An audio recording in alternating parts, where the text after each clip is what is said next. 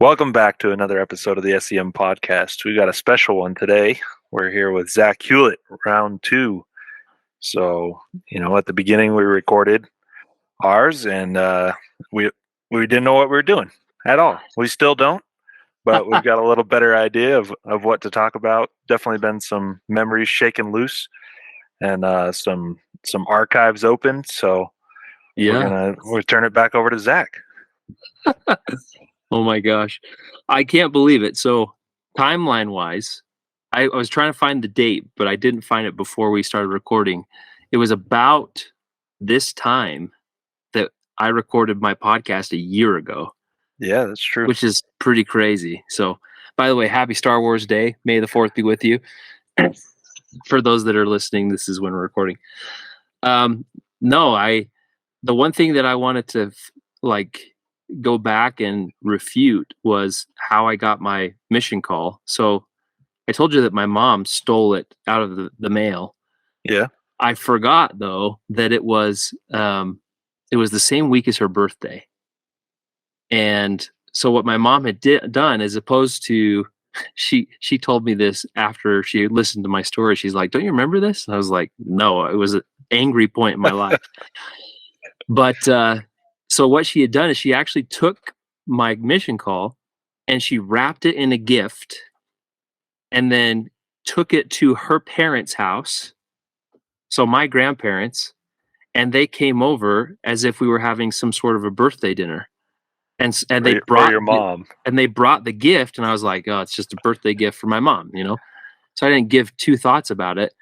And everybody had gathered after dinner, and my mom was like, "Hey, come in here." And I said, "Why?" And "It's a birthday present for you. Carry on. I don't need to see what you get. You show me later." She said, "Hey, "No, dude. No, come in here." And I said, "No, I'm not in the mood," because I was just so frustrated that, again, I had to wait an entire week for my mission call to come. And she finally said, "Get your butt in here. This is for you." And I went, "What are you talking about?" And then she kind of did the eyebrows raised, you know what it is. And I honestly was so embarrassed, but I was also still pretty frustrated. So anyway, she reminded me of it. She gave me the gift. I opened it, and that was why my grandparents came over that night. It wasn't for my mom's birthday week. It was to hear where I was going on my mission call. But we got the truth now. Pretty crazy. That's pretty good though. Yeah. But I mean, just going back through memories and things, for whatever reason, I have not found the first half of my mission journal yet. So it's on my to-do. Maybe so there's going to be a 3. Yeah. Part 3 will be the memories from my journal from the first half of my mission. We'll make it an annual thing. We'll kick off year 3 with episode 3 of Zack. I love it. So, but yeah, I mean, going back to the MTC, so many memories. I mean, when Ashley Devine came on and talked about how he hurt his ankle, I had completely forgotten about the fact that I was literally helping a hobble around the MTC because he couldn't get up and down the stairs. Was there an elevator in the MTC? I don't remember. There must have been, but maybe, I mean, it could have been on the sister side too. So yeah, I guess that's true. But I'm trying to recollect if he used crutches to get up and down the stairs or what have you. But that was a nice memory. I'm glad that I made a good impression on Elder Devine at that point in time, despite some of our moments of craziness. But I remember missionaries having across the hall fights, throwing things, opening doors and throwing things across the hall at each other, having a war. And I wasn't in that room. I was the next room over. So you had to walk through the crossfire. And it was I think it was Streeter and Loganberg and Devin Fisher, Pilkington, and, a couple of other missionaries from that were going to other missions. But the MTC was fun. I can attest that I did sign the back of a clock, what has been mentioned. And the funny thing is we discovered the clocks in our room and we pulled them off, and it was just littered in signatures. And I was like, wow, this is pretty amazing. And so we started looking for clocks that had nothing on it, and it was hard to come by. So one night before we went to bed, me and I think Elder Divine and other companionship snuck down to the lower level of the MTC, because our MTC group was small. I mean, there was 8 of us going to Scotland. I think there was 5 or 6 international missionaries, coming over and going back to Germany or what have you. And then a couple of other missionaries going to Leeds. So I think there was like 15 of us. It wasn't very big, and half of us were going to Scotland. And but we went downstairs to the lower level meeting rooms where none of us were having classes because we're such a small group. And we found a clock in one of those classrooms that was untouched. So, yeah, I mean, I would be curious to know, because we ended up putting it back in that classroom. And so maybe someone who's listening, I'm going to say thanks to Christian Lucas. He sent me a walking tour of the MTC a few weeks ago. I'm going to have him go back and check the back of the clocks for me, if he can reach them. Short man joke. But yeah, and then going from the MTC up to the mission home, I remember we rode a train, but I don't remember much about it. I was probably still very tired and a bit overwhelmed with like the reality of where I was and what I was doing. And so, but I do remember getting off the train. And again, I have no recollection of who the assistants to the president were at that moment in time, because I didn't really give much thought about like mission leadership. It just wasn't something that was in my mind. But I do remember going to the mission home the first time, and one of the first missionaries that I met was White and Nelson were the White assistants. And is it David Nelson? Is that who it was? I don't know his first name. But well, interesting.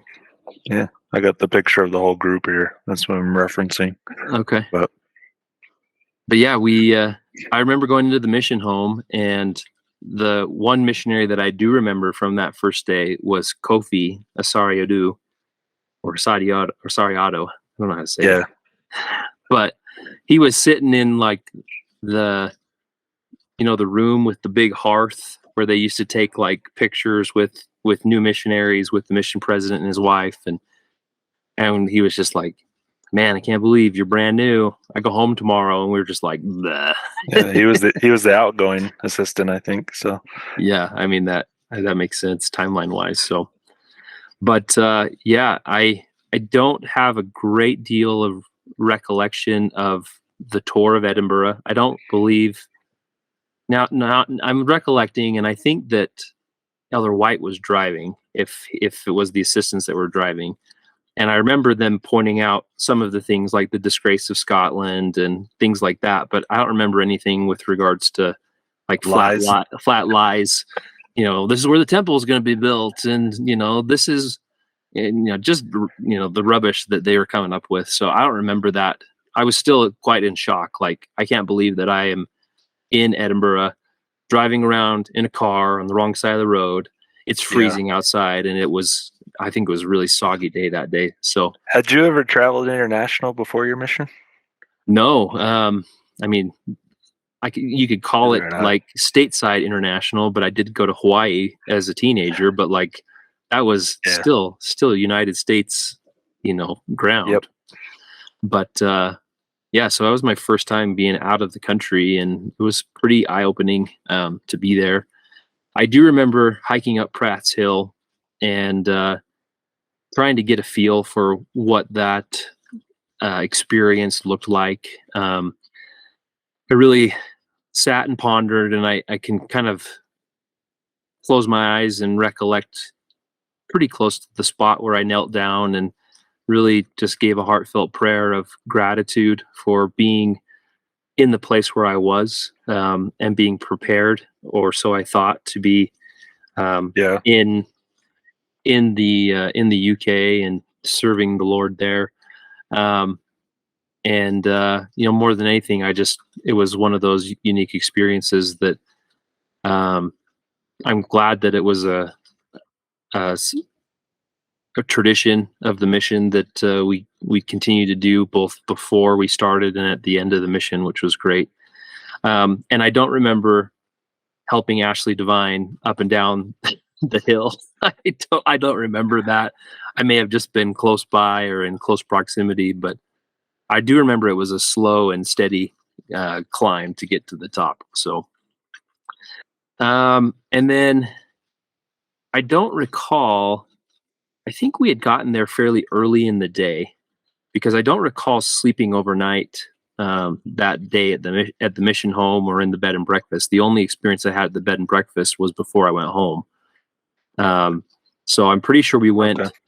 went like got on a train early, got up to Edinburgh, did a drive around, but I could be wrong. I don't remember. Like that moment in my mission is pretty fuzzy still.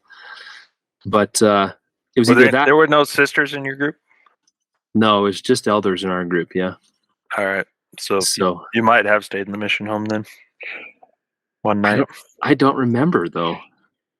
If we did, it was a complete haze. Like I need someone from our group to come on and help me remember. Like Clarify, yeah. I mean, if Spencer Streeter or Devin Fisher can come on as the Americans from our group, I don't remember. And if they have a better memory, that would be great to hear from. So, but yeah, and if it was that same day or the next day, I remember meeting you, and I don't remember doing anything with regards to going out and chapping doors or street contacting while we were in Edinburgh. It was all pretty bang bang and quick. Yeah. But I'm in trying to remember back that moment in above the garage in the mission home in that big meeting room.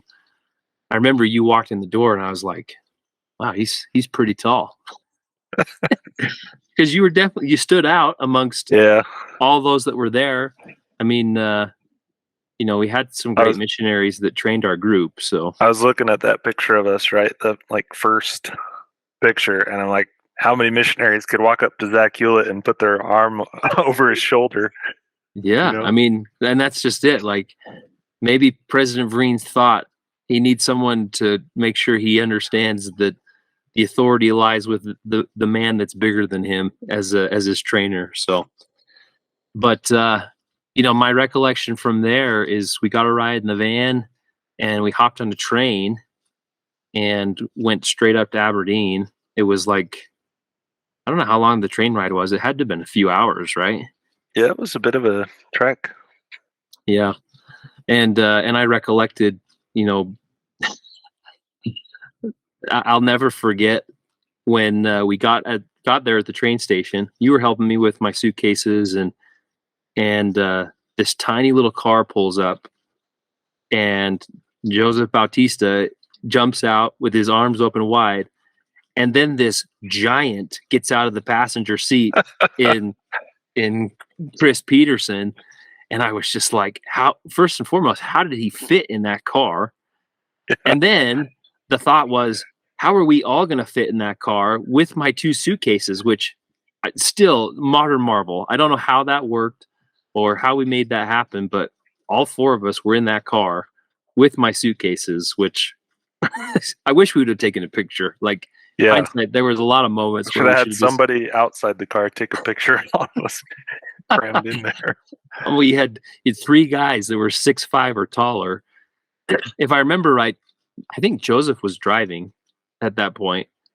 And honestly, if it was feasible, he had to have had like his driver's side chair all the way to the steering wheel, so that must have been legs and all the suitcases and everything behind it had to have been there. So, but I, we went over to their flat, we hung out for a little bit, and then you're like, all right, we got to head up. And it was hard for me at that point in time because it's late January and it had been dark for hours. And yet, you look at your watch and I'm like, how in the heck is it still like 7 o'clock? Yeah. And, you're like, all right, we got to get in the car. Let's go up to our area. And I was like, okay. So we got in the car, and I think I stayed awake until the big roundabout as you get outside of Peterhead, like past the big Asda that was there. And then I fell asleep. and and one of the first conversations you and I had was, you said, all right, Elder Hewlett, I want to make sure that you're aware of this. First and foremost, we don't sleep when our companion is driving. That is something that's a mission rule. It's in the White Handbook. You got to stay alert. And I was like, okay, sorry about that. And that was the first of my sorries, which we have recollected. Yeah. But that was it was just an experience. Like, we literally drove into the dark abyss. I knew nothing about what was around us. I could not tell that there was a seaside to our left as we're driving north. We drive around this giant bay, and I'm like, okay, there's some water there. It smells like fish and a little bit of death as we pull into Peterhead. And then we lugged my suitcases up not one set of stairs, but two sets of stairs, because we had the outside staircase and then the inside staircase to our top of the world flat. I mean, which wasn't bad. Like, we had a pretty good setup with the space that was in there. It was pretty good for an attic apartment. It wasn't bad at all. Yeah, I mean, the bathroom was a little bit small and cramped, especially for us tall human beings. But we had plenty of room for beds and the wardrobe room. And then I remember one of my pictures that I remember taking is I went into the kitchen, I think one of our first days, and you were like, we got to go get some groceries and figure that stuff out. And I opened up one of the cabinets, and there were potatoes that had sprouted, and they had to have been like at least like 10 inches of I think I remember that were coming out. And I was just like, man, because I think I replaced Elder Reed. I was like, are these Elder Reeds? And you're like, I don't know. They could have been there for 6 months. I don't know. But yeah, and then it wasn't far after. I mean, looking back in my planners, like the next day, you're like, all right, time to learn to drive because my year mark's coming up. And you literally threw me the keys, and I was like, okay. Yeah, because you went in the MTC on January 5th. Is that right? Yeah. Yeah, so 3 weeks there, and then my year mark was February 3rd. So yeah, it's like 1 week in. Yeah, you basically had a week to train me how to drive, and if you didn't feel safe, you had a week to figure out how to feel safe. And I remember being very grateful you knew how to drive stick. I was grateful that I knew how to drive stick, because hearing some of the horror stories of the other missionaries who knew nothing about it. I had just taught Elder Reed. Oh, really? Yeah. So. Yeah, I mean, I enjoyed driving stick, and in our world today, I think I would still enjoy driving a stick if it weren't for the blasted phone that keeps my attention sometimes when I'm driving. That's a confession. I'm sorry. I got to get better at that. But yeah, we drove. Pretty much, we didn't do the crazy route like Chris Martin did, where he drove around the entire area. You were a little bit smarter and said, "Here's a map. Our area goes up this way to Fraserburgh, all the way over to Banff, all the way down to is it Dufftown? Is Dufftown in our area, or is it somewhere? I'm thinking something else. But and then I'm looking at this thing. I'm going, man, that's such a huge area. And this is one ward. Yeah, I mean, and then going into Mintlaw. Mintlaw wasn't a big place, but it was kind of the central location for everybody to kind of congregate. So it made sense. But I think back, I mentioned this to you in private in recent weeks, how we hit a few pheasants that were flying across the road. And you would see them just kind of scurrying on the side, and as you got closer, they'd take off, and it was like already too late. Yeah. But we ended up just ramming.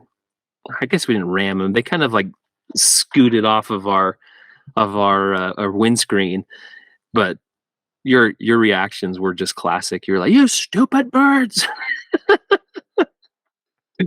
Oh, but no, we had a lot of fun. The ward was great. I remember you talked about how integrated we were in the ward. I mean, I think the biggest part of that was singing in the ward choir, and we got to become a little bit more integrated as a result because we spent an extra hour or so after church, singing. And every time I sing that song, and I can't remember what the hymn is, but every time it comes on, I go right back to the Mintlaw Academy, and I'll have to think of what the hymn was that we sang. But and I remember because I sang tenor, and there was a sister in the ward that had a little bit more of a baritone voice that sang tenor with me, and I can't remember her name off the top of my head, but Jim Peden was great. We had a lot of fun with him. He always was just a pure character. And then John, who we mentioned, our ward mission leader. I'm trying to remember what his last name was. Do you remember that? I don't offhand. But like he was always just up for anything. We had a lot of fun visiting Fraser Dawson and his family. And if you remember, you had his mom and his stepdad. They had recently gotten married, and I want to say is it Graham Gall, I believe was his stepdad's name.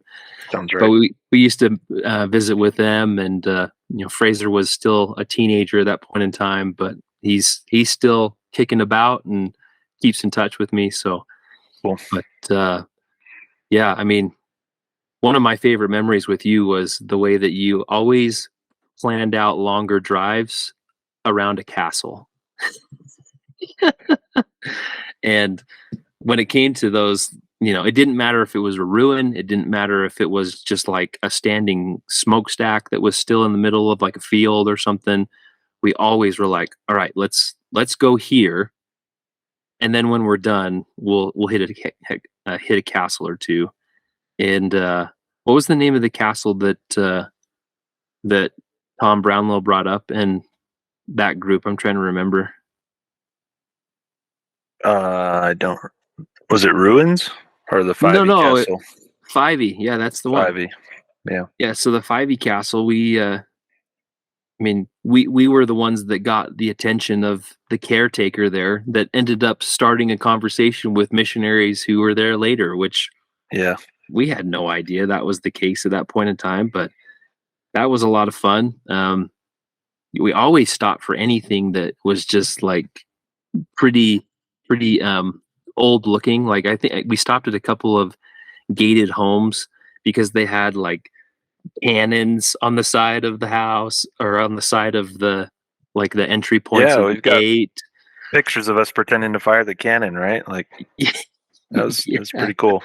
There was a ton of other things that we did. I mean, playing basketball at the Mintlaw Academy was a lot of fun, and we just had a good group of guys that we ended up finding. And I mean, you mentioned it in one of our conversations, how the guy that ran the basketball team saw us out knocking doors in Mintlaw and nearly crashed his car that one day. So I've been looking through pictures too. Do you remember how obsessed we were with cereal that we decided to make a cereal box monument behind one of our doors?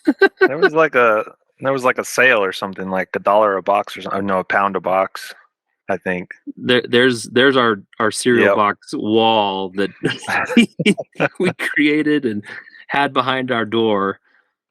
And then, unfortunately it had to go when they closed the flat. But no, we had a lot of good times. And obviously we have to talk about Slane's Castle, going out there on P days with the zone. I don't remember what we did as far as activity other than just going and checking it out. But I think Scott McAndrews brought up taking pictures in the dungeon. We explored all over it. That spiral staircase that went down to like just a dead end, and we'd go down and turn our flash on and take pictures in the dark. there was one picture that I saw of you recently that I think my mom sent me, where you were like this in the dark. I'll have to send it to you. But man, we had a lot of fun. Yeah, so we did that for 3 months and had a lot of fun, and then it was time to go. I'm trying to remember, where did Yeah. you go after that? From there, I went down to Falkirk Falkirk. Okay. with Divine. So I Oh, had that's three of you right. guys in a row. Oh, I because had you had you, then Streeter I had after him, Divine, and right? then I had Streeter. Yep. Okay. Yeah. I ended up going to Dunfermline at that point in time, and I served with Dan Conway. And in my previous episode, we talked about his escape, and I don't know, to this day he didn't really quite clarify beyond just needing a break what was going on. Yeah. But no, I loved serving with Dan. He was a lot of fun. He always um, made things more fun and exciting. Um, and I still can't believe that he brought up the fact that he would get haircuts wearing a carrier bag, which I can attest that that is a real thing. But he had this tendency where he didn't like getting hair in his garments, whether it was like the collar of his garments or like in the bottoms with hair just like falling on. And so he's like, I've devised a plan where that won't happen anymore. So I don't have a picture of it, and I'm glad I don't. But man, A mental image. oh man, very mental. So, but I brought it up in a couple of episodes in conversation with people who served in Dunfermline. You know, one of my favorite things that we did on a weekly basis there was going with Brian, who he was kind of a, I wouldn't say that he's like completely special needs, but he was a little bit off mentally, and I don't really truly understand why. But we'd go to Cowdenbeath and we'd go to the Happy Days Club, and I mean, Elder Conway never sang. He just, passed out tea and cookies, and we came out smelling like ashtrays because apparently you could still smoke indoors in Scotland at that point in time. So, but the guy who ran the Happy Days Club found out that I could sing, and he said, "I got an American that can sing," and the first thing he asked me was, "Can you sing country music?" And I was like, I mean, sure, I can sing a country song or two. And so it was kind of an excuse to listen to some of the classics, from Yeah. Alan Jackson and Garth Brooks, and just these older people that are there for bingo and treats, just lapping it up when the American gets up and has his drawl. And I mean, I milked it for everything. I was not about to disappoint anybody. And That's awesome. I would get requested, because I was in that area for such a long time after that. Every time I went, they're like, "Sing this one again." So it was a lot of fun. But and then we mentioned it before as well. But the coal race in Kelty, um, Brian Bear actually mentioned this in our last podcast. We didn't. It wasn't 10 stone and weight. It was like 100 or 110 pounds of coal that we carried on this. I want to say it was maybe a mile stretch of road, like the main street in Kelty. They just close it down. They put you on a flatbed truck with your bag of coal, and they take you out to the start line and they just drop you off. And then they say, "Ready, set, go." And you've got people, I mean, the Hargreave family who we were involved with and who invited us to participate, from the ward. Their son had won the race, like, I want to say 6 or 7 years in a Wow. row prior to that. And so obviously that was a big deal for their family, just something that they all did. And it wasn't just their oldest son, and I'm blanking on his name, but you had John, who was the husband, and he had to have been in his maybe mid 60s, and he's running the race like it's nothing, just a machine. And then Dang. their son, he called him Wee John, but he wasn't wee. He was pretty tall.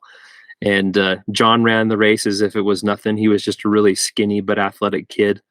And then us missionaries, you had Chris Mace, Big Mace, and Brian Bear, who came over, and Oliver Kellogg, and I'm trying to remember who his companion was at that point in time. And then you had myself, and Elder Littlefield was there at that point in time. Conway had left by the time we did the coal race, and then Bredlow and Pilkington did it with us as well. Which Bredlow has told us that he didn't finish the race, but it's all good. I was going through pictures too. I remember people mentioning the Moroni Challenge. So apparently, Elder Pilkington and I did the Moroni Challenge in Dunfermline, and I sent this picture to him the other day. I said, "Best friends always hold hands." But no, there were so many great people in that ward. My favorites, we Sunday dinners over at Tony and Janice Rand's home, and that's how we got to know Paul and Wendy. Paul was our ward mission leader at the time, and going through pictures, it's just crazy how time has gone by because their kids are all grown up, and life hasn't stopped in our almost 20 years we've been away from Scotland. It's pretty crazy. The Lynches are awesome.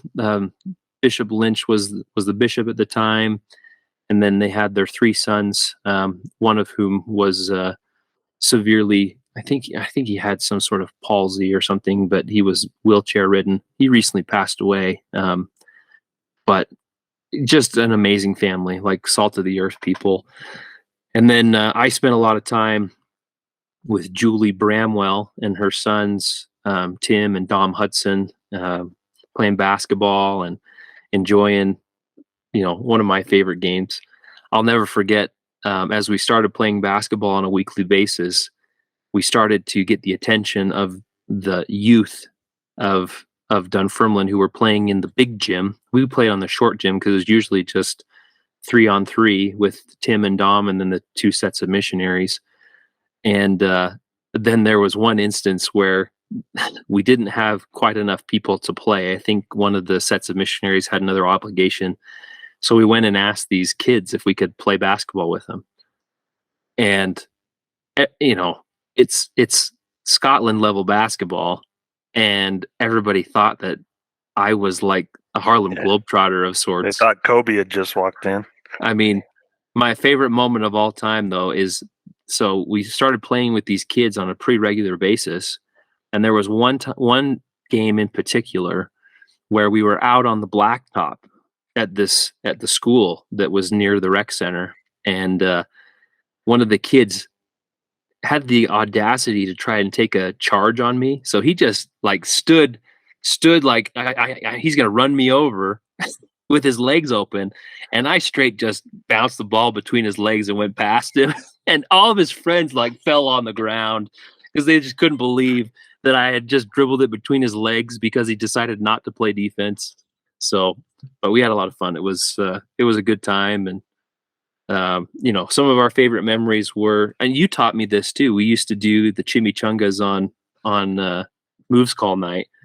And so I kept that tradition going in Dunfermline where we'd make chimichangas, and pretty sure Conway had never had one before, which was pretty amazing. Like introducing some Mexican flavor to Conway.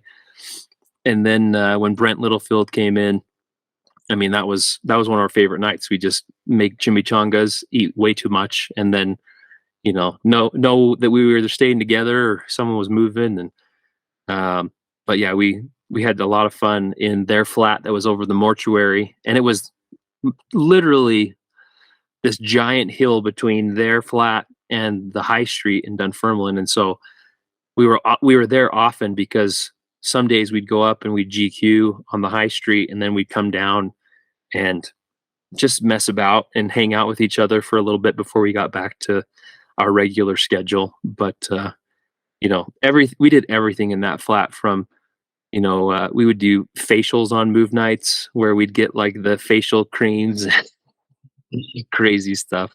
Um, and we did play soccer in like the spare bedroom because the spare bedroom couldn't have been more than like 15 by 15. It was like the tiniest little room, but compared to the other rooms, like the other rooms were just humongous. I mean, we're talking like cathedral style rooms. They were huge. And then the bathroom was this itty bitty tiny thing, but it was a pretty big room compared to some toilets that I've been in the mission. So, and we had a lot of fun with the district. I mean, we had Russ Bass, who was our district leader for the majority of the time there. I mentioned it in his podcast, and when we talked to Charles Noble about playing hacky sack after district meetings and Fourth of July barbecues and all that fun. So, um, yeah, and to give a little bit of a spiritual theme to this part of my mission too. So the Hargreaves actually had a daughter who was almost 12, 13 years old at the time. She was their youngest daughter. Her name is Megan. And when I came into the area, I got the opportunity to teach her. And I think we started somewhere in like the third lesson. But instead of teaching the lesson in its entirety, the way that she preferred to be taught was to be taught portions of the lesson at a time. So we take an hour and focus on Just one principle. scriptures about certain pieces. So yeah, we'd start with faith and we'd go through all that. Then we'd come back the next week and talk about repentance and how that was an important. And that was kind of the method that she went through it. And then as she continued to come to church and interact with those at the church and ask more questions, she eventually got baptized. And the cool part too is that her dad at the time was not as active. He was kind of a casual goer to church, but I feel that we had such a great rapport and a great relationship with him that we used to meet with them on a Saturday evening, and we'd always say, "We're going to see you tomorrow at church." And he always used to say, "No, you're not going to see me at church." And we just kept inviting him, and eventually, after a period of time, he started showing up. And it was amazing that, he was there and involved and asking questions. And it was just good to have him there. Yeah. And then when his daughter decided to be baptized, we went to the bishop, Bishop Lynch, and said, it only makes sense to have her dad baptize her. And so he went in and had a baptismal interview of sorts in order to make sure that he was ready to go.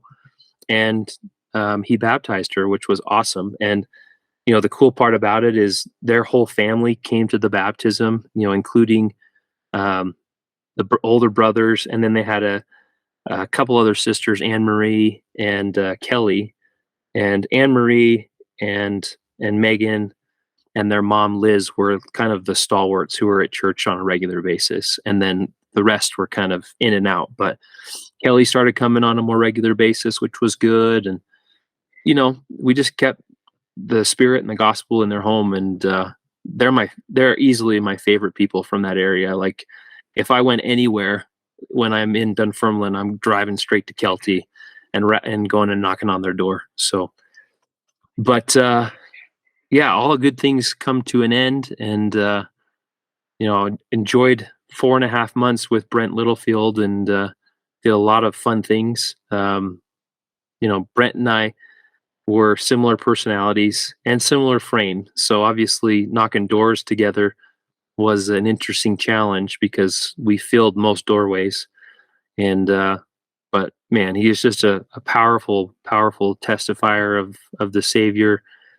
And he helped me realize that there was a simplicity to how you do that. You don't have to be overly wordy in how you testify of the Savior. It's all about just the simplicity of what you believe and how it's come to bless you in your life. And so I enjoyed my time with Brent, and we had a lot of fun. He put up with my crap, and because honestly, I was just a young whippersnapper still, and thought that I knew more than I did, and so I'm grateful that he put up with me. Um, yeah, so after that, I went to the Johnston ward, and through this podcast, it's been kind of crazy to think that the building I used to go to for church for that short 6 weeks isn't even a utilized building anymore. But just amazing members there. We had a lot of fun with the Hale family, Larry Hale and his wife Lorna, and then their daughters. They were just a bundle of energy, and I mean, they're all older daughters. We're talking, young women and YSA age group, but they were just a lot of fun. And Larry was from Las Vegas, and so he had served a mission in Scotland, and that's how he met his wife, and then just made Scotland home. And so he'd always feed us really good American cheeseburgers and hot dogs, and make sure that we had a little taste of home. And then we'd talk about things that we did back home, and he was great. And then my other favorite people from the Johnston ward were Moira Warren and Allison Borland. And Allison, from what I understand, I think I don't know if she was divorced or widowed, but I don't think I ever saw the husband or ex-husband. She had two little girls, and just spitfire little Glaswegian girls. Man, one of my favorite memories ever. After the mission, my parents came over and we went and visited Allison's house, and my mom was talking to one of the daughters, and she had this little spider in her hand, and my mom says, "So, what'd you name your spider?" And the little girl says, "Hattie." And my mom said, "Hattie? No, Hattie. Did you say Hattie?" I said, "Mom, it's Harry." But she's saying it quick. It's Hattie. And she just could not get the speed of Harry off of this little girl's tongue. It was amazing. But we had so much fun in their home. We spent the Halloween time frame, and that was my first experience with Guy Fawkes night in that area. I think I told you about the night where we walked around Linwood and watched people kicking fence posts out of their fences, and the bonfire that was higher than the 2-story flats that were across the street that was in the middle. And I was like, how in the heck are the fire department going to get in there? Who was your companion there again? Yeah, my companion at the time was Ross Ballack, and Ross and I had our challenges, but he was a strong-willed individual, as am I, and we just my biggest gripe that I had, this was my first area, mind you, that I didn't have a car, and the Johnston flat had bikes in it. So I was like, this will be easier to get around and ride bikes. And for some reason, unbeknownst to me, it was never expressed to me, Ross wanted to walk. And he wanted to walk everywhere. Like, we wouldn't take the bus. We'd always walk from area to area unless we were going to a really remote area. But if we could walk from our flat past the church through the high street in Johnston and then take, a side track over to Linwood or whatever, that's what we would do. But he and I it was great having the flat in Johnston, and we've talked about it. The upstairs loft above like a garage that fixed cars, and I think there was like a shop that was underneath, but we're just in the middle of really nowhere. It's like just a few little apartments above some commercial space, and it was a huge flat. Like, you came up the stairs off the ground level, and you could go straight to the kitchen, and the kitchen was this big galley kitchen. You have a huge living room to the left. Then you go to the right, there's a bedroom that someone had turned into a music room. So they had like a keyboard in there and some wardrobes, and that's where all of our clothes were. And then upstairs, there were 2 more bedrooms. We mentioned it. The biggest of the 2 bedrooms upstairs was infested with hornets or wasps that were in the ceiling. And so the only time we'd go in that room was to see how many how many wasps were in the room so we could squash them and get out. And then we had like a towel that was tucked at the base of the door so nothing was flying out to find us. And man, that was something else. But It never ceases to amaze me the stories we hear on here of the like crap that we put up with yeah, apartment wise. Like right. I mean, so that's much. that's just it. Like we've heard it from everyone's mouth. It was like we don't have time to wait for nicer accommodations with landlords Yeah. taking care of us. Let's just go to work. We're not here to hang out in the house or in the flat. So, it was what it was. And but no, I enjoyed my 6 weeks there. One of my it was kind of quirky and weird, but they had a Halloween party for the ward, and I was like, "Come on, we got to dress up." And Elder Ballack was like, "No, I'm not interested in that." And I found out that one of the members had like a Scottish, very traditional Scottish Santa suit. And I was like, well, let's dress up as Santa for Halloween. So I kid you not, I wore a Santa outfit to the Halloween party, and everybody was like, You need Elder a Hewlett, picture of that. Elder Hewlett, you do know it's not Christmas. And I was like, yes, I'm Halloween Santa, and everybody was just so confused. I mean, again, it was hard for me to portray my personality at that point because I'd only been there for a few weeks at that point. It's funny. But, that was I just thought, hey, this is going to be a little unique. So I know I have a picture of it somewhere. I'll have to see if I can dig it out. But yeah, and one of my favorite interview moments from the mission with President Vrains happened during that 6 weeks. I had expressed in my letters that I was having some headbutting with Elder Ballack, and things were just going a little bit not how I anticipated. Is kind of what I was thinking. And President Vrains, as I said, what can I do about this? What's kind of your advice? And he said, and I'll never forget it. He said, the one thing that you'll learn as a parent is that your kids are not all the same. Maybe he is teaching you how to interact with a child that may be different than you are. And I was like, I haven't even turned 20 years old yet.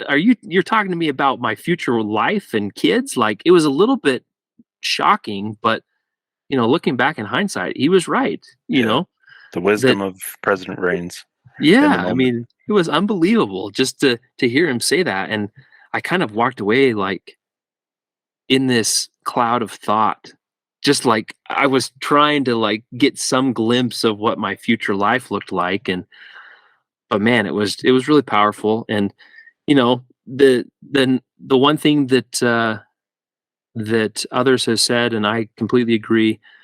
I was in a couple of teaching opportunities with Ross Ballack. He was an amazing teacher. He had a great testimony. He was always very, very on point with what he taught.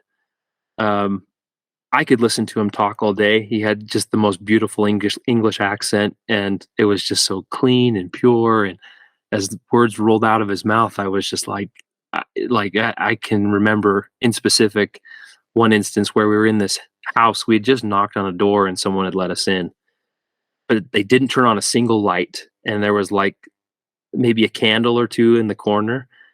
But he testified of the restoration and of Joseph Smith, and he shared the most amazing, amazing testimony. And so I appreciated him. Obviously, our time was short together, but it was great. So after that, I had the privilege of serving with one trunky George Willis, and it was kind of a shock. I never ever anticipated that I'd get an opportunity to serve in the Isles, but I was shipped up to Orkney, and so it was a little bit strange to pack. And I mean, recollecting, I took a train from Glasgow over to Edinburgh and then all the way up to Aberdeen. So it was a pretty long travel day. And I mentioned this to some of those that served in Orkney that the first time I went there, we took a plane.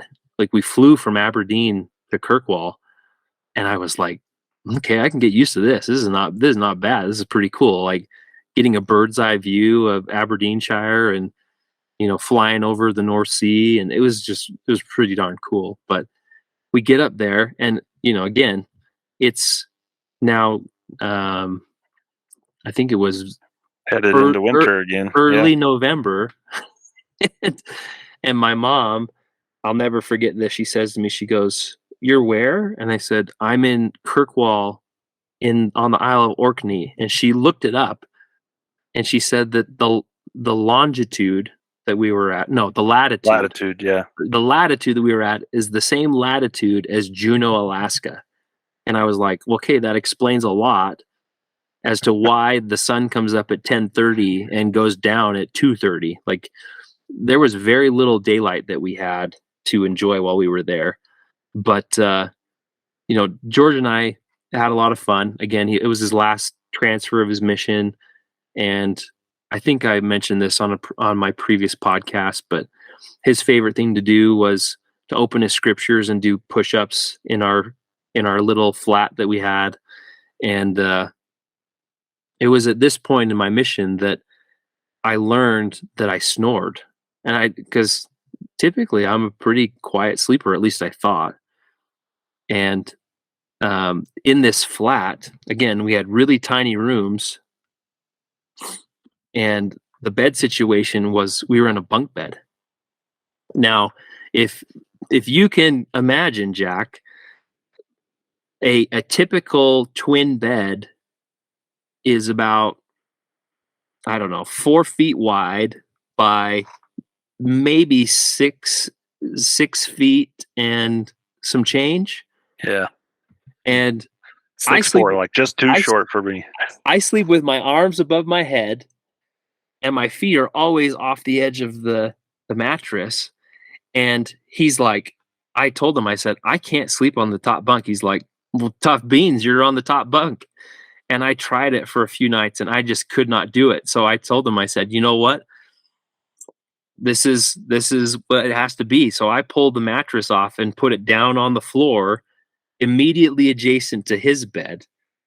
And there was one night in particular where he straight up just took his pillow and just slammed me. And I was like, what are you doing? And he's like, dude, you are rattling the hinges on the doors. You are snoring so loud. And I said, whatever, I don't snore. And I'm pretty sure I fell back asleep. And he hit me again. And I was like, all right, what can I do about this?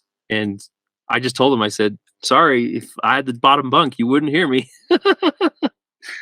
But no, we had a lot of fun. We talked about doing service on the pig farm, and that was worth it. We got fresh eggs that we took home and had on a weekly basis, and I'll never forget the smell of pig crap that was everywhere. I mean, literally strapping on like welly boots that go up to your chest, the waders, and then the wader boots, putting on a waterproof coat, and then power washing all the crap off of it. And then we had it was almost like a squeegee, because we'd push everything to this like main strip just outside of each of the pens, and we would push it all the way down until you got to, I don't even know what it's called, but it's just like this giant pool of pig crap. And I remember at one point the digester.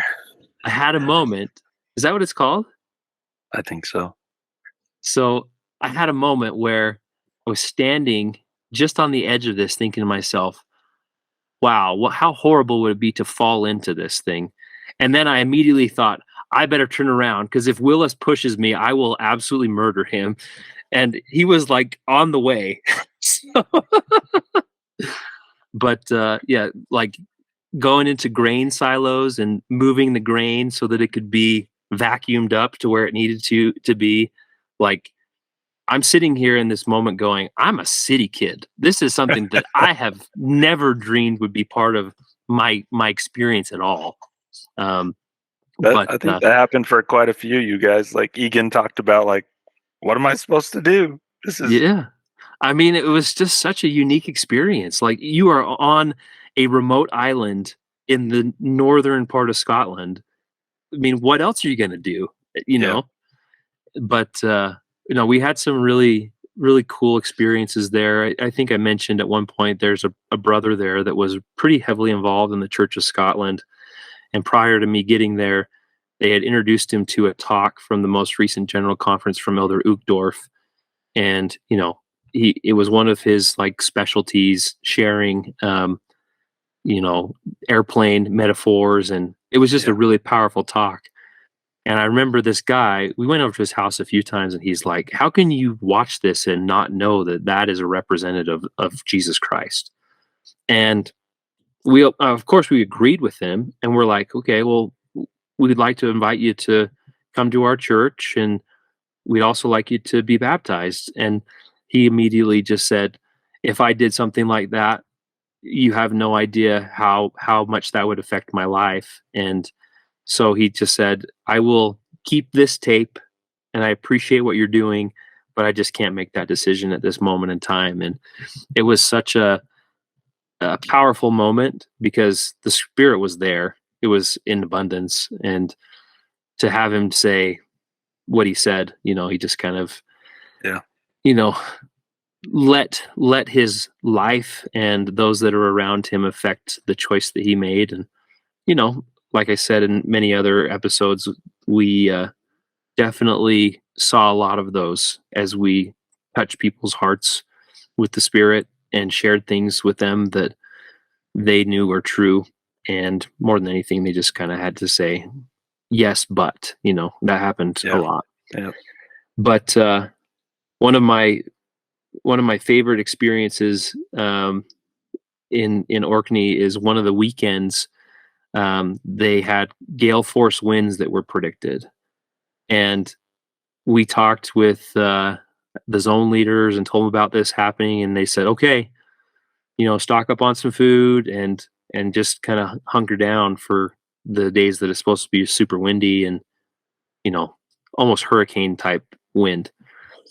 What did George Willis do? He said, "Heck no, we're going out to like the thinnest point of the Isle of Orkney, and we're parking in the parking lot, and we took pictures of each other being blown by the wind." I mean, that's my sleeping bag jacket. That thing is blowing off of me, and I have some other ones of Willis that were a lot of. It was just thought you were gonna say took you out chapping because he wanted his wife to be as hot as possible.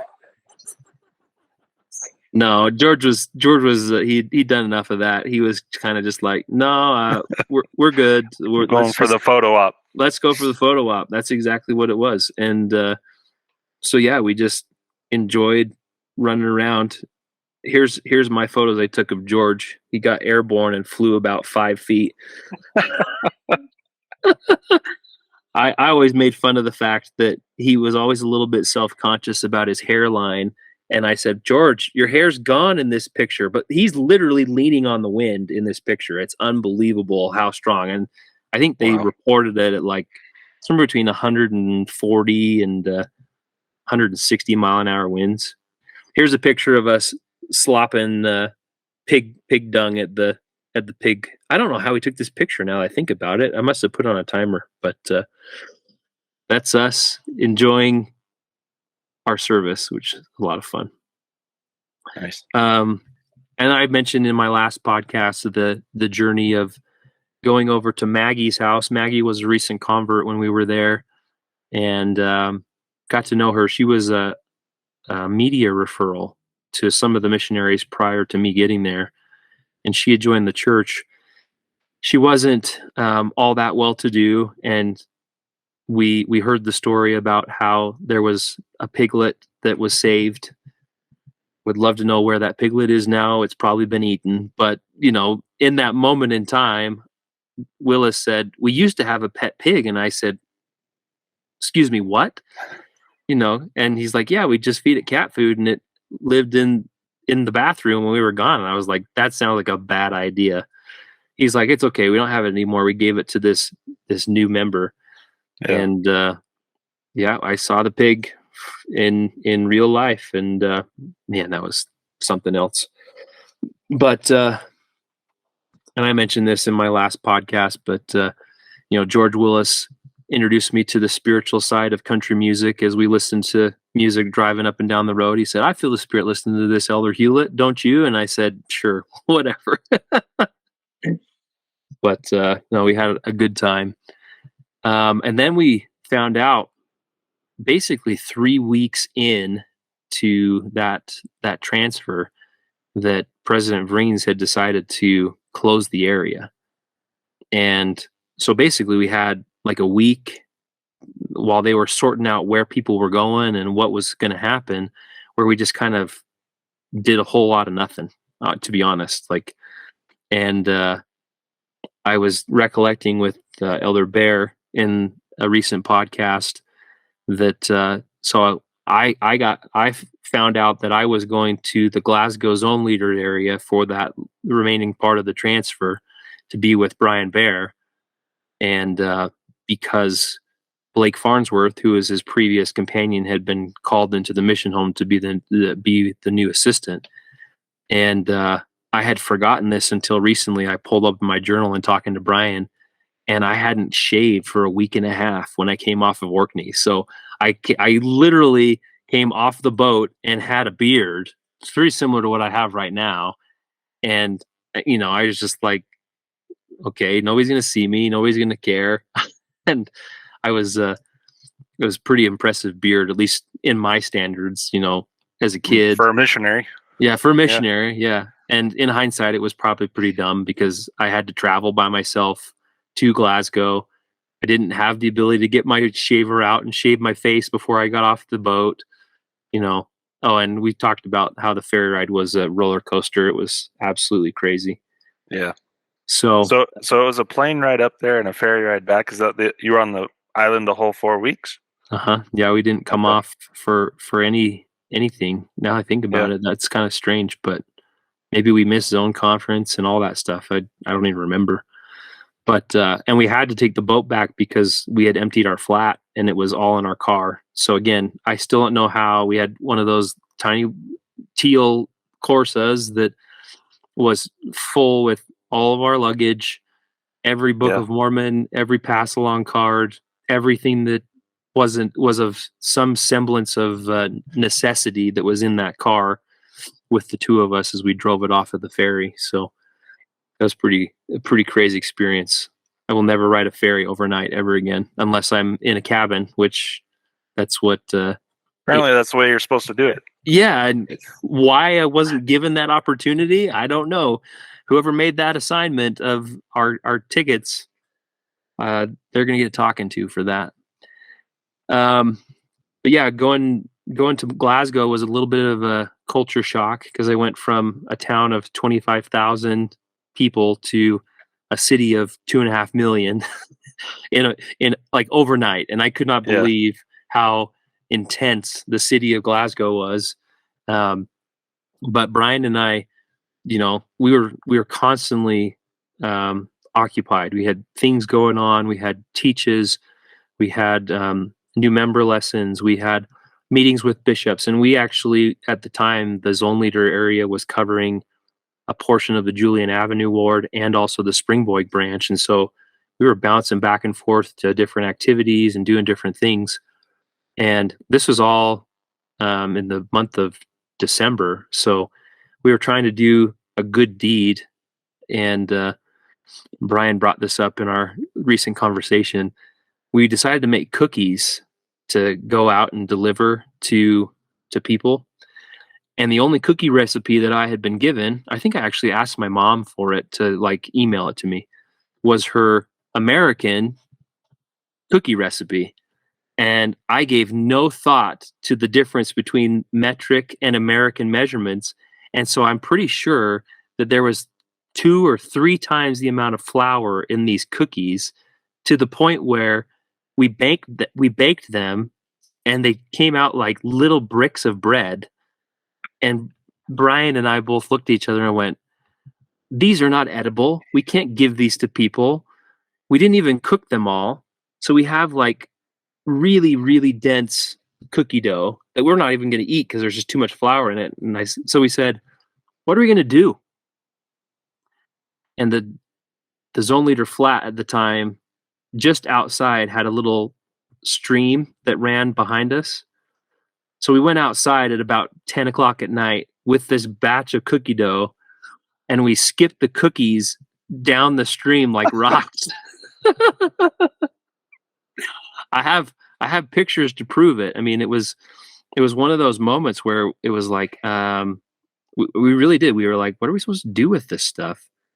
And so we literally went outside and we Get them down grabbed the stream. I mean, this is an action shot of Zach throwing a cookie down the stream. This is Brian and I with our batch of cookies, and we're prepped and ready. I mean, That's hilarious. I mean, that was one of our favorite memories. And then Brian also brought up Blake Farnsworth's clock. He left his clock in the flat. And I told Brian, I said, I didn't like that clock. So what the clock was is it was set to go off, I want to say at 6 a.m.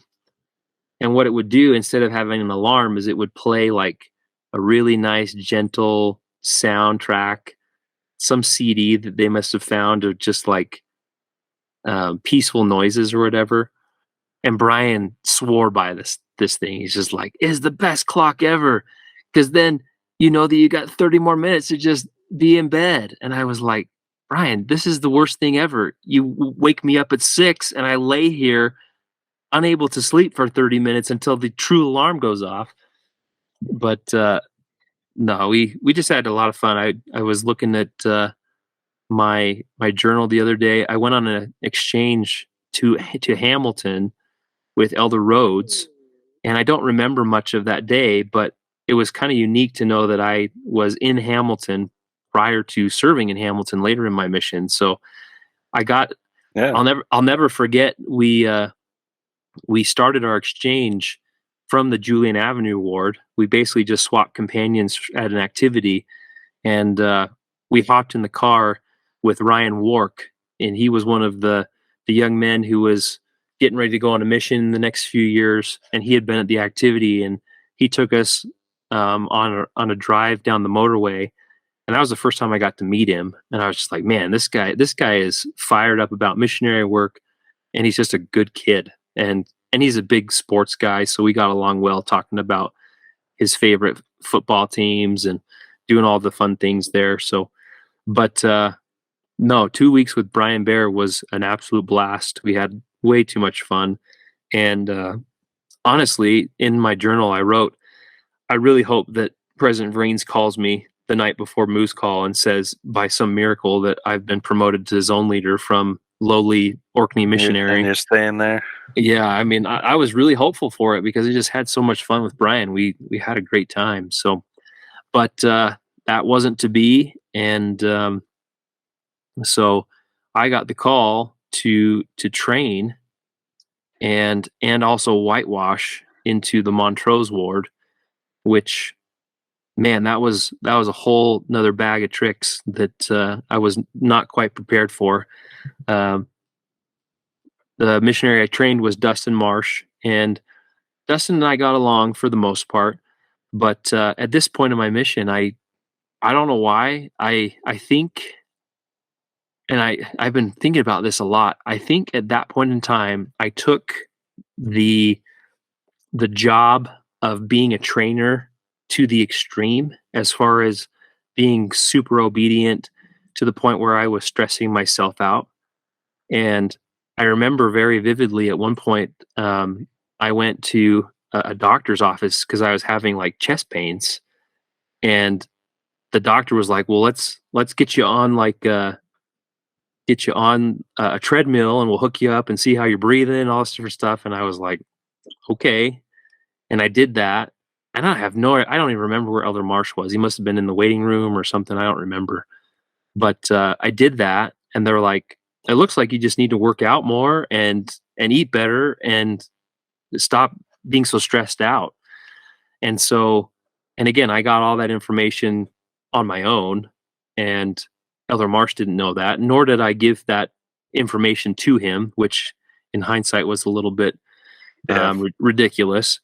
But I made the decision at that point in time. I was like, hey, let's find a place and let's go play basketball, as a way of me getting a little bit more exercise and being able to de-stress a little bit.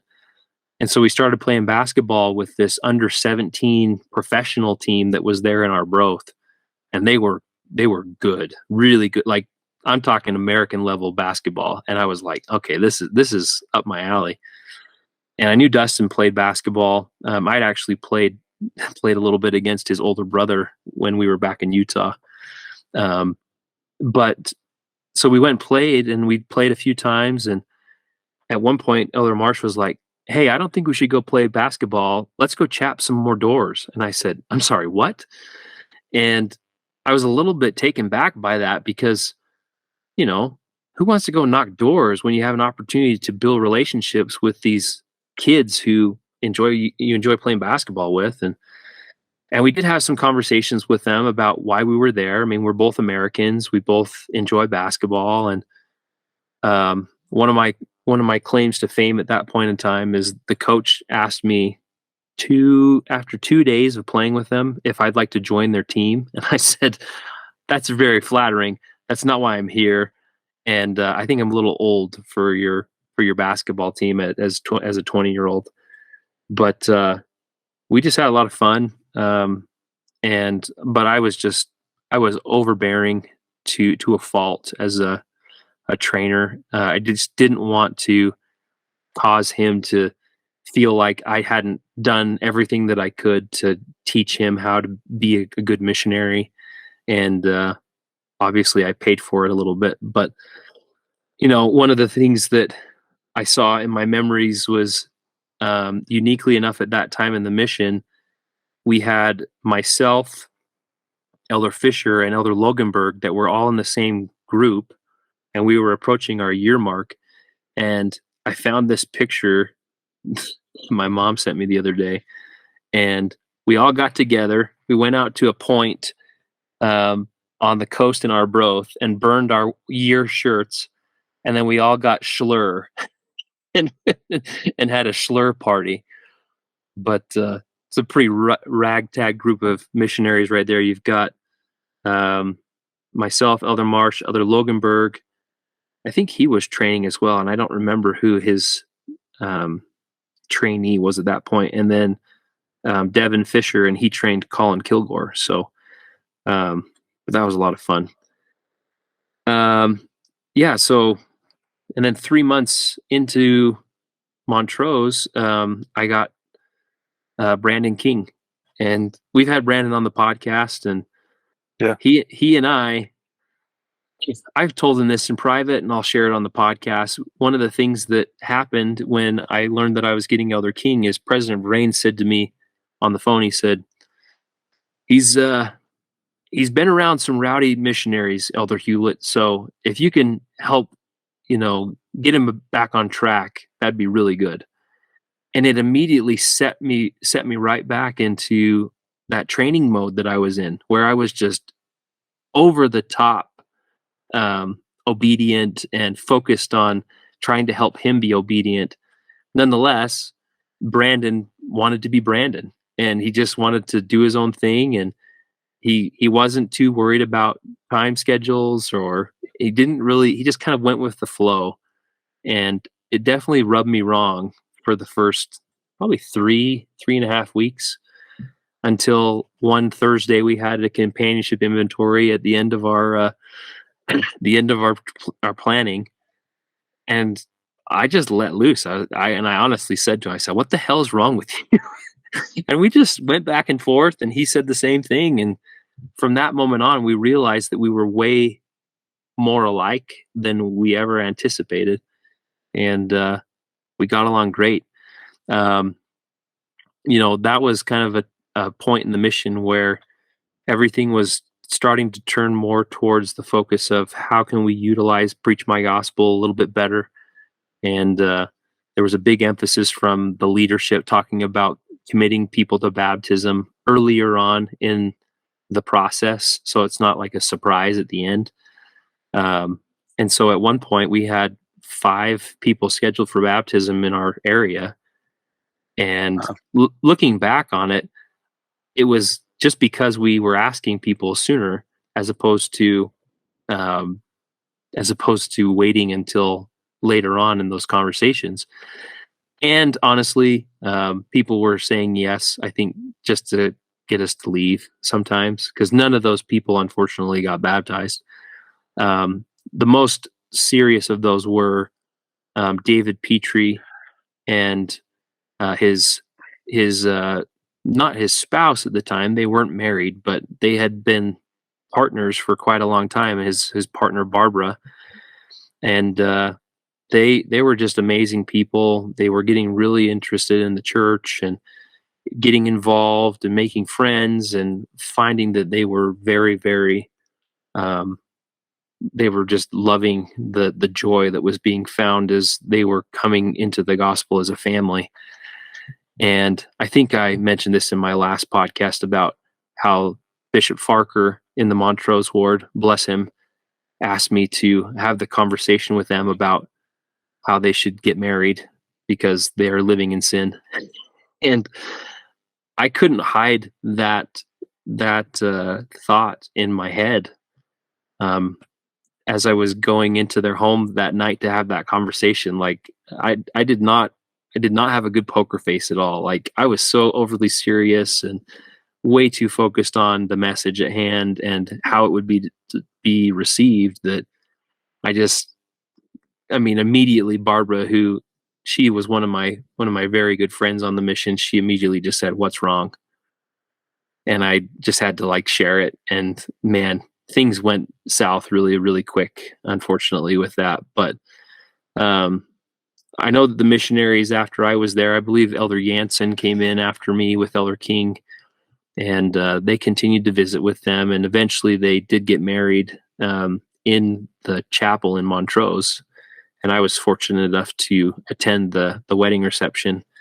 I came down from Aberdeen with Peacock at the time. So, cool. but no, I love the ward in Montrose. Wonderful people there. I don't know that I could name all the people that I had great relationships with, but the Crawfords that live in Arbroath were amazing. Neil and his parents, and then I think I mentioned them before, but Robert Stronach and his wife, Barbara. No, my gosh, I can't believe I just forgot her name. Anyway, they were just wonderful people. Took great care of us. I'll never forget. I mean, we were 2 days into the ward or into the area when Christmas happened, and we literally spent the entirety of the day, apart from the time when we called home, at their house, like as strangers. And it was a That's little amazing. bit odd, but they readily welcomed us into their home, and we enjoyed some great meals there and great conversations and just wonderful people. Um, and then the Farkers, who I mentioned, the bishop and his wife, and then their kids, Leah and Callum, were great. And then the Hendersons, Martin and Sharon, and their sons. Um, I love that ward. It was such a wonderful place to be, and it was definitely a tough place because you kind of had two pretty large areas of population that were separated by 20-minute drive. And so teaching people in Arbroath was challenging, because if they didn't have transportation to get to church, we didn't have transport or buses or a train that could take them to church on Sunday. And so it definitely was a bit challenging, but Yeah. just great people, and a great ward altogether, and definitely one of my other places I call home. Um, and then after that, I went to Hamilton and really had a lot of fun. My companion at the time was John Powell, and he was younger in the mission. I didn't know of him until I was his companion, and we just had a lot of fun. I mean, again, great ward, great youth, and great district. I mean, we had a lot of fun with the missionaries in our ward or in our district at that point in time. And I was called to be the district leader, which was a little bit intimidating at that point in time. That was actually the first transfer, the first moves that the Fredericks were in the mission. And so, being a district leader, I was a little bit intimidated at that, having to be the example, but also show my personality was still something that I hadn't quite figured out. And but we just had a lot of fun with the missionaries. We had great activities. We got together often. Being so close, like I didn't spend a ton of time in Glasgow or Paisley in the mission.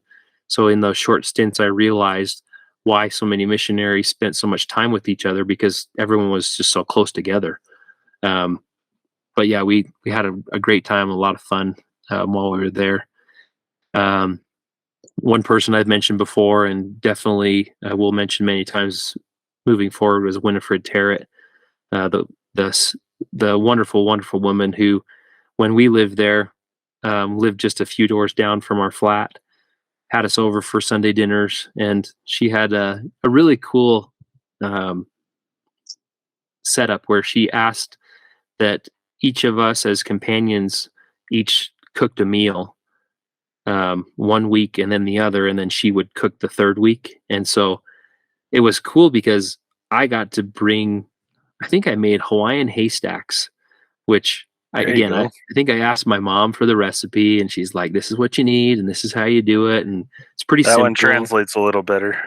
Yeah, exactly. I mean, just cups of rice is a little bit easier than cups of flour, but no, we just had a lot of fun. And at that point in time, I was, pretty well into my mission, and I had done quite a bit of studying of the Bible. And Winifred enjoyed having us there because she liked talking with me about things in the Bible and things that I was familiar with, and she taught me some things too that I wasn't aware of or I had skipped over. And but we just had great conversations, and it was a lot of fun. One of the things that I still to this day loved about that area. So just north of Hamilton is a small town or village called Uddington. I think that's how you say it, Uddington or Uddingston. And Uddingston is the location where my favorite Scottish treats are made. Um, and uniquely enough, when I had my surgery, I had a couple of British missionaries that sent them over to me, and I'm trying to remember what the heck they're called. Um, yeah, Uddingston was just up the road from Hamilton. But the the bars that were there, it's like a wafer bar candy, and the the thing that I loved about it is we'd go into Uddingston and we'd chap doors or we'd walk around and visit members there. And if you've had this candy, you walk around that town and the whole town smells like these wafer honey chocolate bars. And oh my gosh, I can't believe I can't remember what they're called right this second, because they're one of my favorites from my mission. So, but They like caramel thing, yeah, they have caramel in them. Tunnocks, caramel wafer biscuit, something like that. Yes, that's it. Power of Is it Google. Tunic or Tunic's caramel wafers? I think is what they're called. Yes. Oh my gosh, highly, highly recommended for anyone who's looking for a good British treat. Um, they're so perfectly weighted with the chocolate and the caramel and the wafer. So that's my Yeah, favorite. some people have asked us for merch. Maybe we need to do a candy store instead. Oh man, I can only imagine the cost on stuff like that. Um.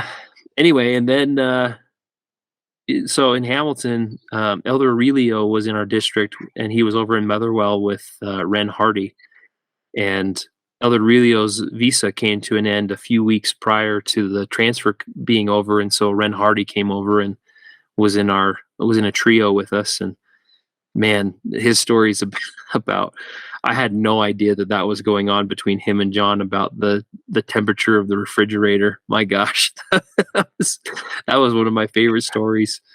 But no, we got on really well and had a lot of fun. I'm sure John probably felt a little bit, on the outside looking in, because Ren and I have pretty similar um, personality types, and we got along really well. So hopefully John didn't feel too on the outside of our trio that we were in for a little bit.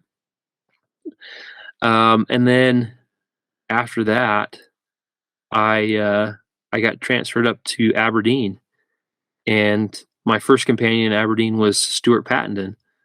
And Stuart, man, he makes me laugh. That guy.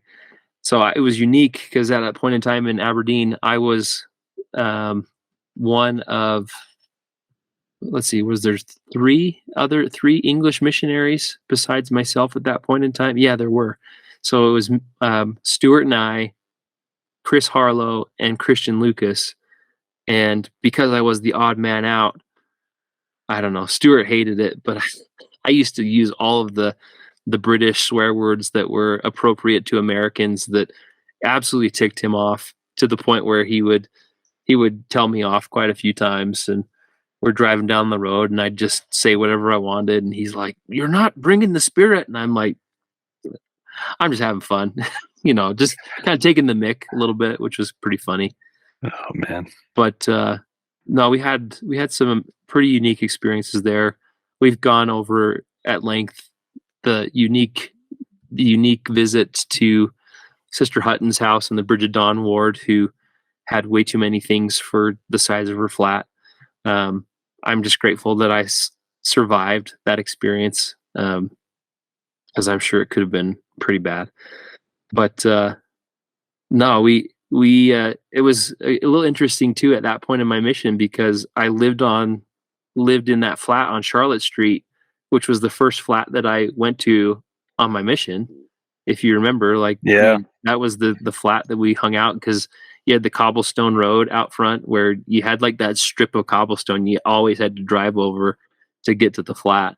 I can And still hear it in my oh mind yeah, when you say that. yeah. I mean, you hit that strip and it just. Yeah.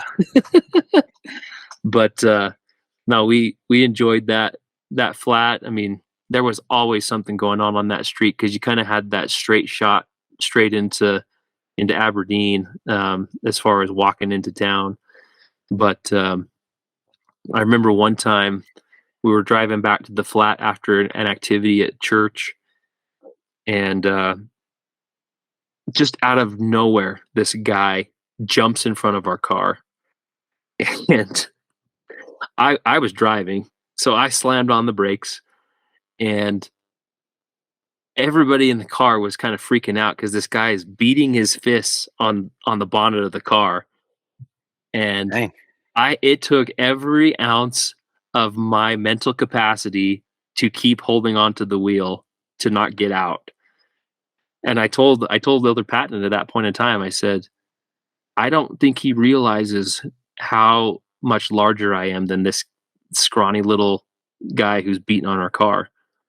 And Stuart was like, "Do not get out. Whatever you do, do not get out." And I truly had to restrain myself, because there was a level of rage that went through me. Like, I could throw this guy across the street if I wanted to. I'm grateful that Elder Patton was there to speak some sense into me, as opposed to immediately jumping to reaction, because he probably saved me from a beating. But we had a lot of fun in that stake. I think this was the period of the mission where the stake, it may have just been the Aberdeen ward, but we were involved with a ward activity where each of the auxiliaries were asked to make a short film that could be shown. And then we had a film festival where everybody showed up in like full full red carpet attire. Like President Payne showed up. I saw a picture of it recently.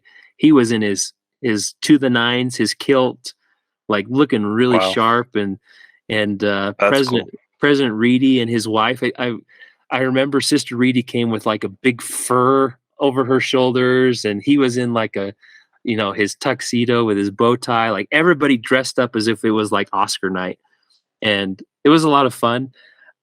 Even though we all felt fairly underdressed as missionaries because we dressed like that all day, and we don't have any alternatives where we can just put on our Yeah, fancy attire.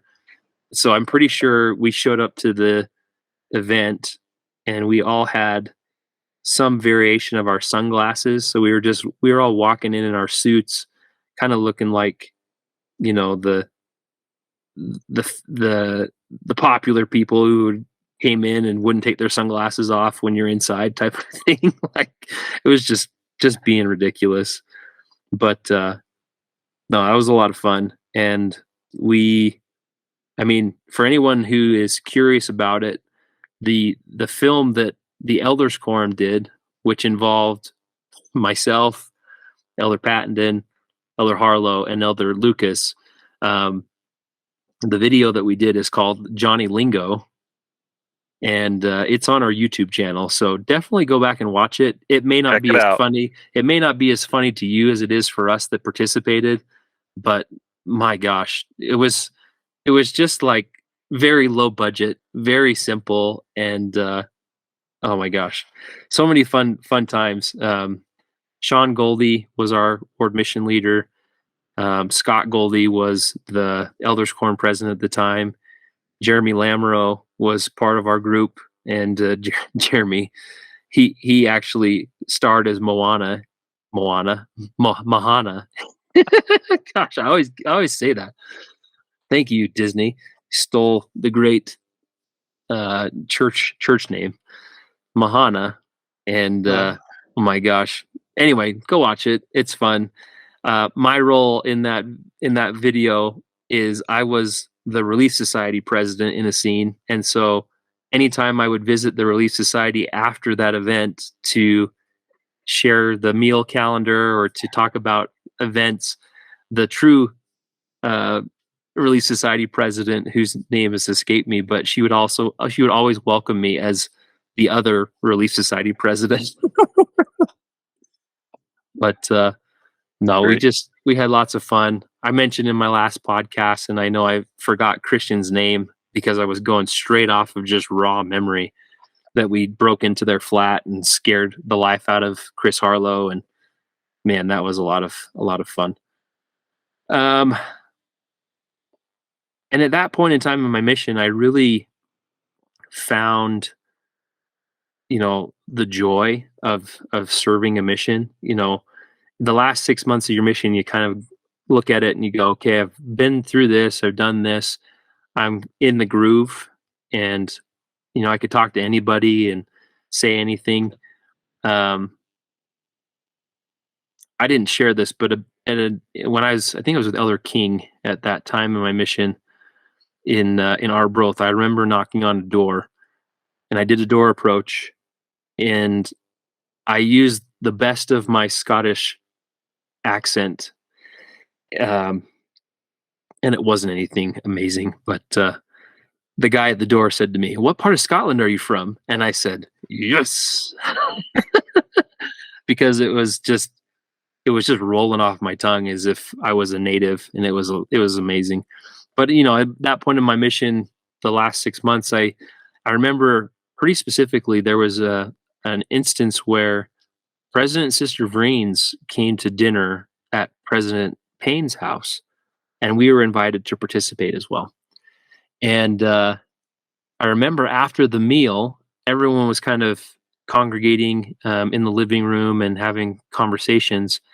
And I went out into their backyard because it was a more traditional house in this outskirts of Aberdeen that they lived. And they had because it was late summertime, they had a volleyball net that was set up in the grass. And so I was out playing with some of their younger kids, and Um, and I just didn't care about the time. I was just enjoying myself. And I remember at that moment in time, I had to go. I was supposed to be going, and Sister Payne came outside and she goes, "Elder Hewlett, it's time for you to go." And I immediately just about faced and like ran into the house. And she thought it was one of the funniest things ever because it was just kind of me being me, a little quirky. I just immediately dropped what I was doing and did exactly what she asked. And Jeannie Payne and I became really good friends throughout my time in Aberdeen. So, um, yeah, and beyond that, we at that point in time we decided that it was time to move the missionaries from that high flat over into the Charlotte Street apartment, which interestingly enough was in their area, and yet we made them travel, and we didn't have to go very far for our area, but. So Elder Peacock came in as my last companion, and one of our first tasks was to find a new flat. And I'm glad that Elder Peacock was there because I didn't know what the heck I was doing. I was truly just tagging along. Clearly, it was something that he had done before, or he just, he's kind of that take charge type of person and knew what our task was, and we went and did it. But we found a nice flat that was actually on the downward hill. If you remember, the Aberdeen Stake Center was up at the top of the hill, and you'd kind of have to go down the hill where the bus route was to get down to the Charlotte Street flat. So it was on the way. So we'd go to Charlotte Street and come back up.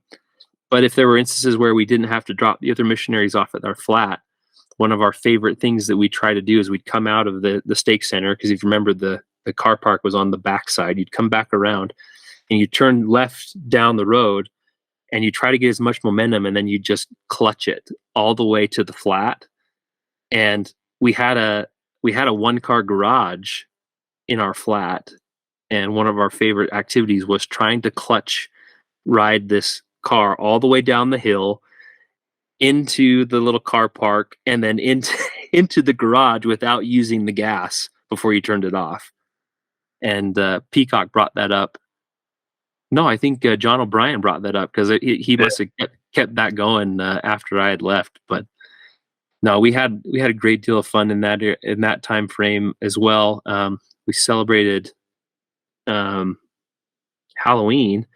and in that transfer, that was when Alberto Marcone was trained by Chris Harlow, and that was a really unique experience having this young missionary who barely spoke English, but man, he just tried so hard. And we did a lot of fun activities, like we bought pumpkins and carved pumpkins in our flat, and just all the little things that we used to do. And that was again another period of our mission where there was another fun stake activity this time, where they invited everyone from the stake to participate in a Disney music extravaganza night. And if you want, you can watch the entire Disney extravaganza on our YouTube channel, or if you want to watch the skits from the missionaries, those are separate on our YouTube channel as well.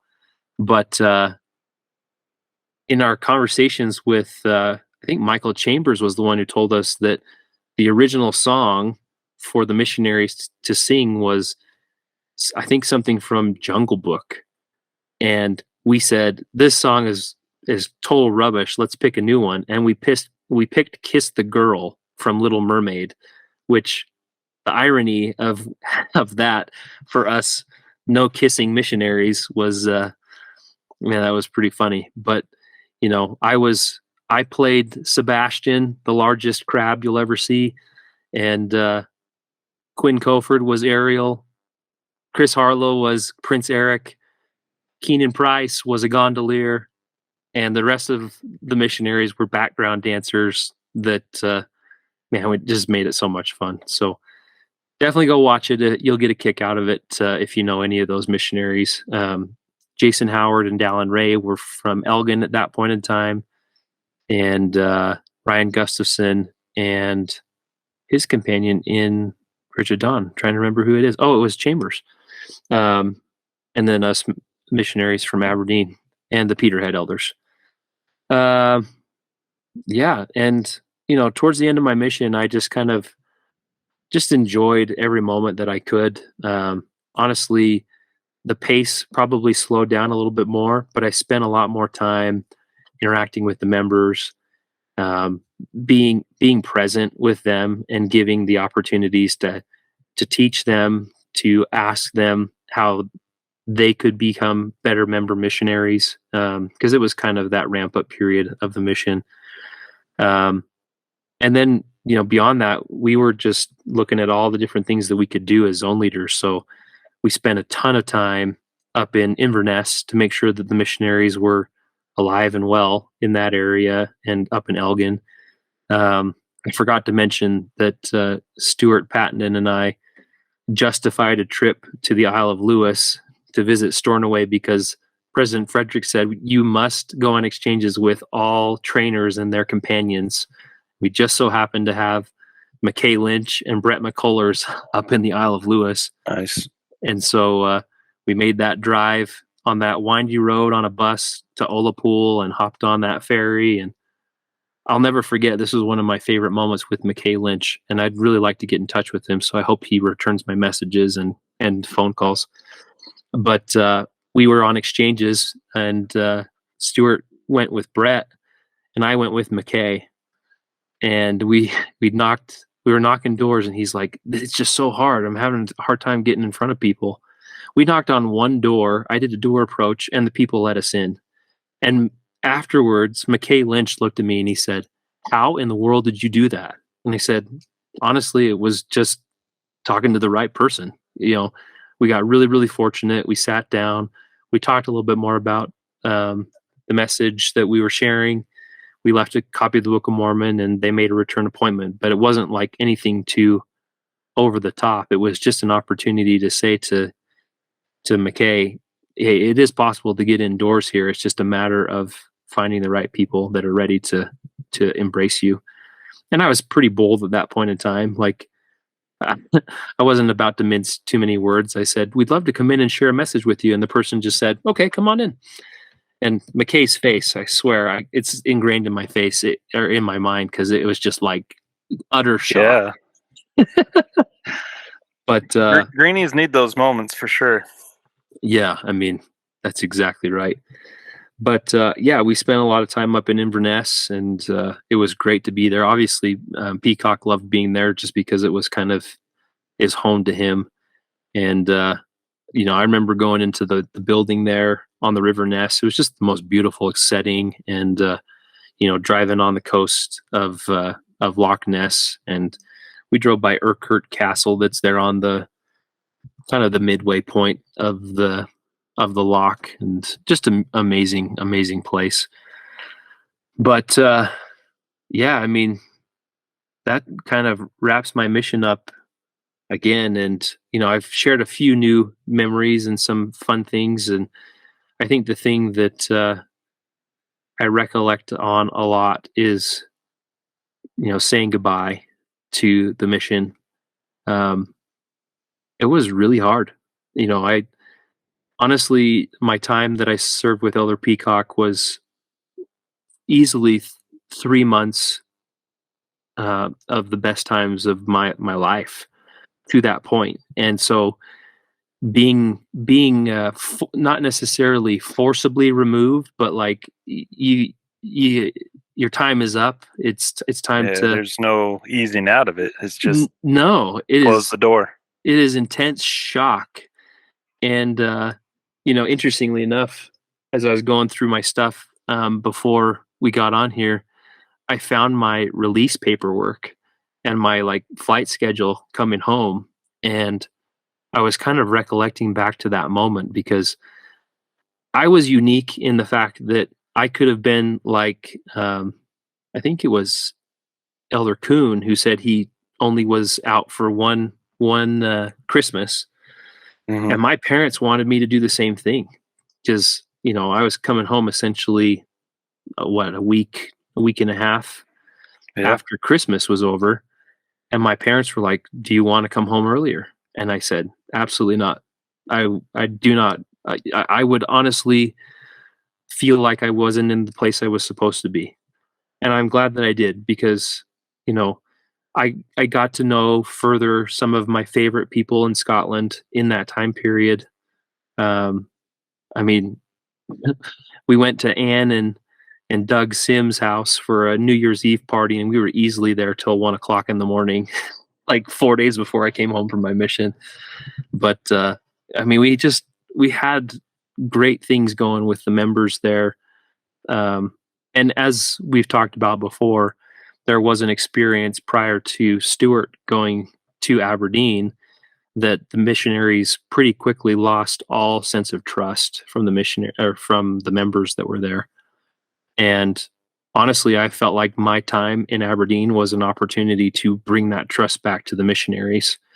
And you heard it from Peacock in his episode. You know, they saw a great deal of success after I went home. I just had to lay the groundwork of helping members remember that not all of us are are going to make similar mistakes. And obviously, the goal when those things get around the mission is to learn from the mistakes and not repeat them. Yeah. Um, but you know, I don't know. That was one of the biggest things that President Frederick told me when I went into that call. Is he said the members there need to learn to love the missionaries again, and I think that you are the person that will help that happen. And so I focused on that. I spent a lot of time in members' homes. Um, I I know I probably mentioned it on my last episode. I didn't get that far in my episode as I was re-listening recently, but one of my favorite things that I used to do every Saturday was we'd go to Sister Mitchell's house. And Sister Mitchell, this dear old woman, lived by herself. All she wanted was some company and to share a meal with the missionaries. And um, man, we just absolutely loved going over there.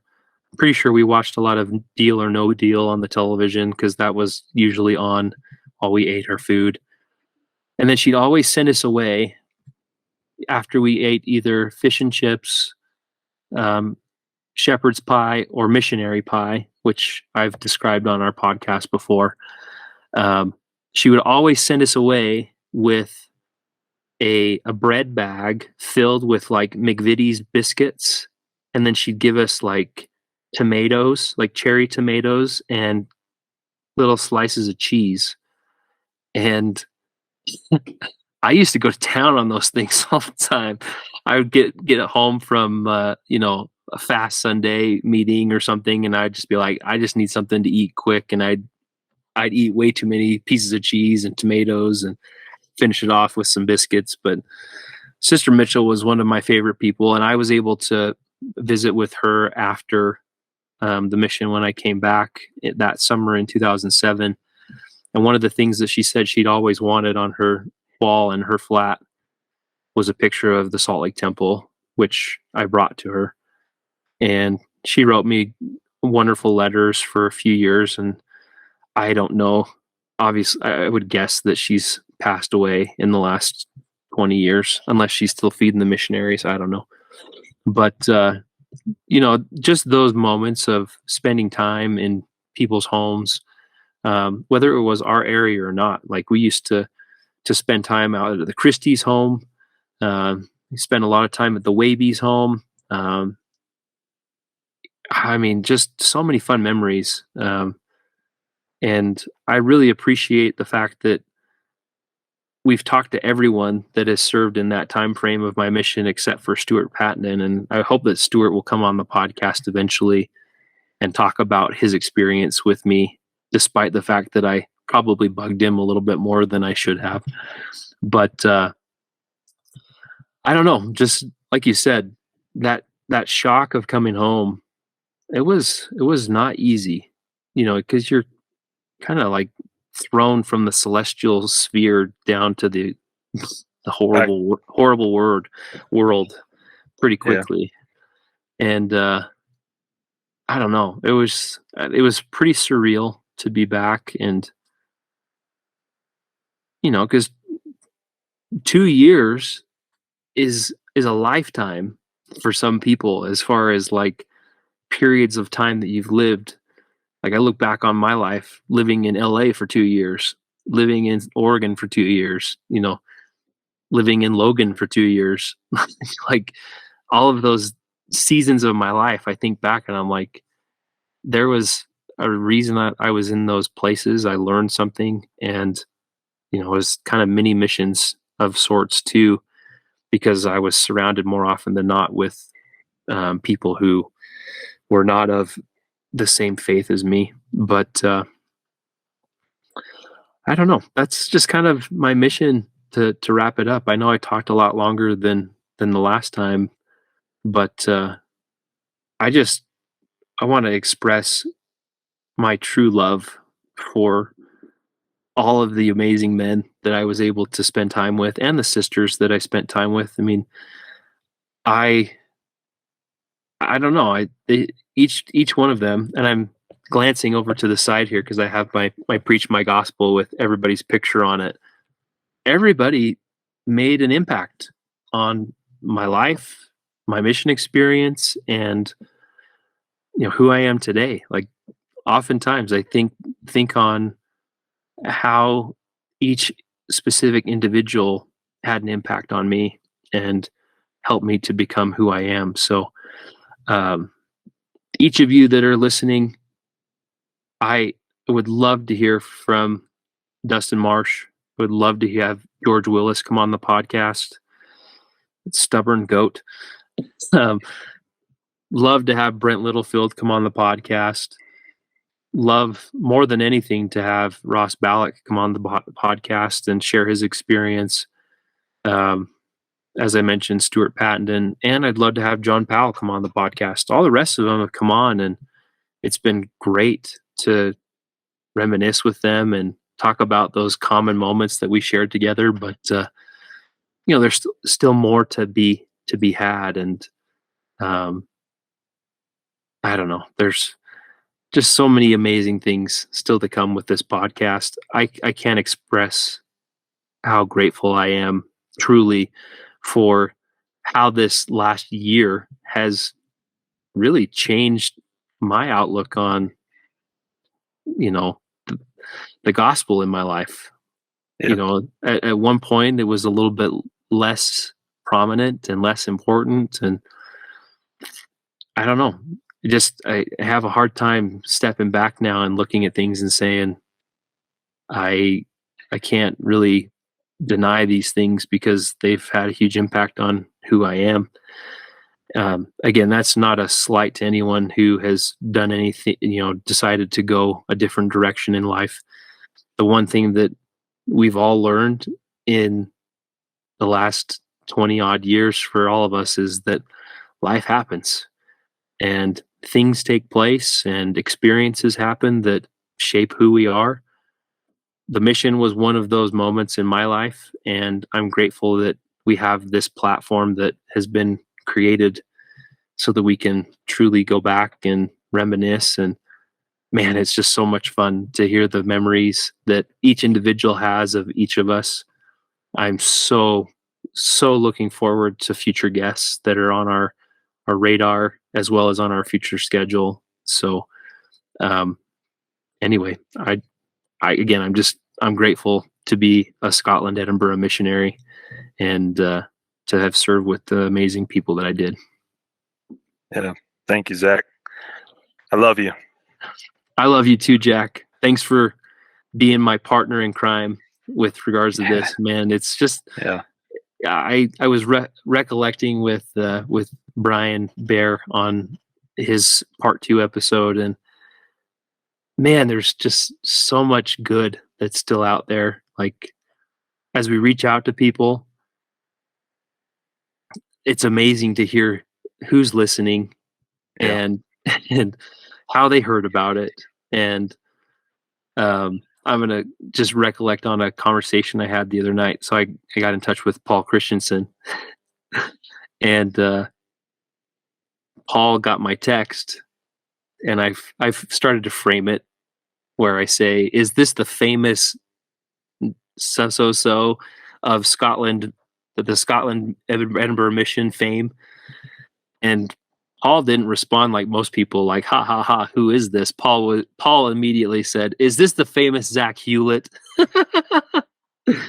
And he complimented us big time. I'm grateful that he's listening, but I want to read what he said. He said, and I saved it. Where is it?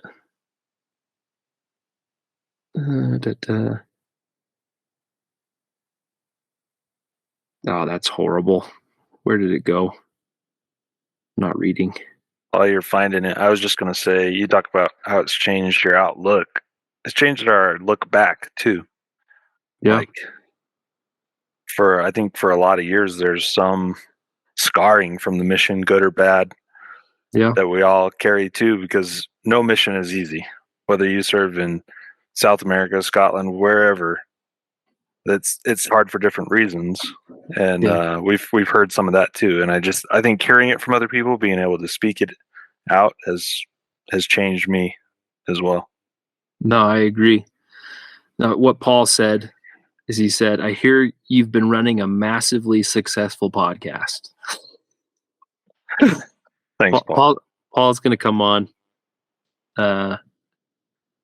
towards the end of June, so we'll get that date solidified. I'm so excited.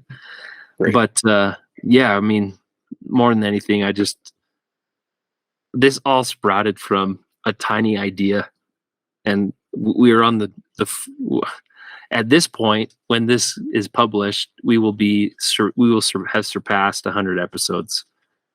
And man. I mean, mind blown.